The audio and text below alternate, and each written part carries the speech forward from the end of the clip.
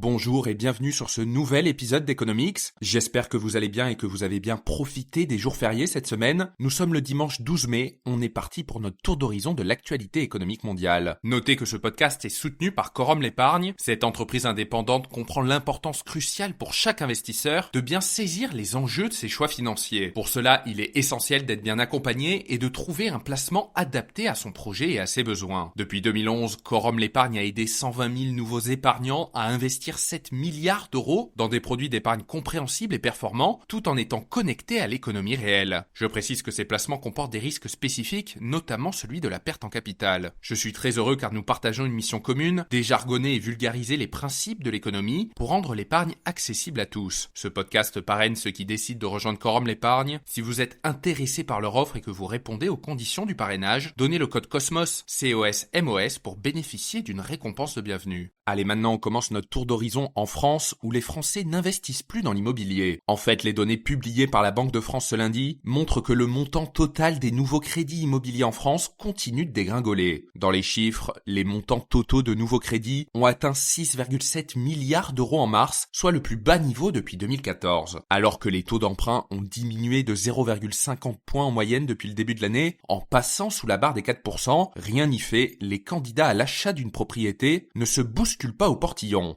Le frein principal, partagé par l'ensemble des acteurs du marché, est naturellement un prix de l'immobilier toujours trop élevé vis-à-vis des taux pratiqués, et ce, couplé à un contexte économique, notamment lié à la hausse de l'inflation et de la baisse du pouvoir d'achat des ménages, qui pousse au bout du compte les Français à l'attentisme plus qu'à la prise de risque. Dans ce cadre, la chute des prix de l'immobilier devrait s'accélérer en 2024. C'est en tout cas ce que nous apprend la Fédération nationale de l'immobilier, avec une baisse moyenne des prix en France qui devrait atteindre 8% cette année selon la Fédération. Du côté des crédits, les courtiers s'attendent en fin d'année 2024 à des taux qui graviteront autour des 3,30%. Au final, pour les acquéreurs les plus patients, le ciel pourrait donc bien s'éclaircir dans les prochains mois. Pour la deuxième actualité, on s'intéresse aux engagements économiques que Macron a obtenus du président chinois Xi Jinping cette semaine. Première victoire pour les Bourguignons, les exportateurs de la région verront leurs appellations reconnues et protégées en Chine, ce qui évite que ces produits soient enregistrés comme marque chinoise. Pour rappel, la Chine continentale et Hong Kong absorbent 12% des exportations de Bourgogne. Le dossier porcin a lui aussi trouvé une fin heureuse après 2 ans de discussion. En fait, 25 abattoirs vont pouvoir exporter des estomacs et des intestins de porc, ce qui était impossible jusque-là. La filière s'attend à ce que le commerce de viande de porc avec la Chine progresse de 10% à 260 millions d'euros. Reste le contentieux autour du cognac. La Chine a lancé en janvier une enquête sur les exportations d'eau de vie européenne, très majoritairement composée de cognac, pour dumping supposé, à la suite de l'enquête lancée par l'Union européenne pour les mêmes motifs sur les exportations de voitures chinoises en Europe. Pour l'instant, Pékin s'est engagé à ne pas taxer le cognac dans l'immédiat. De son côté, la France a annoncé qu'elle allait faciliter les visas pour les Chinois en voyage d'affaires et de tourisme. Plus globalement, la France est le premier exportateur agroalimentaire européen en Chine. Les exportations françaises de produits agricoles et agroalimentaires en Chine ont atteint 3,8 milliards d'euros en 2023, tandis que les importations s'élevaient à 733 millions d'euros, dégageant au bout du compte un solde excédentaire de 3 milliards d'euros selon les chiffres des douanes. Pour la troisième actualité, on remonte au niveau de l'Union européenne qui a décidé d'utiliser les actifs russes gelés pour financer l'Ukraine. C'est en fait près de 190 milliards d'euros d'actifs de la Banque centrale russe qui sont immobilisés dans la société belge Euroclear. L'accord conclu ce mercredi par les 27 ambassadeurs du bloc cible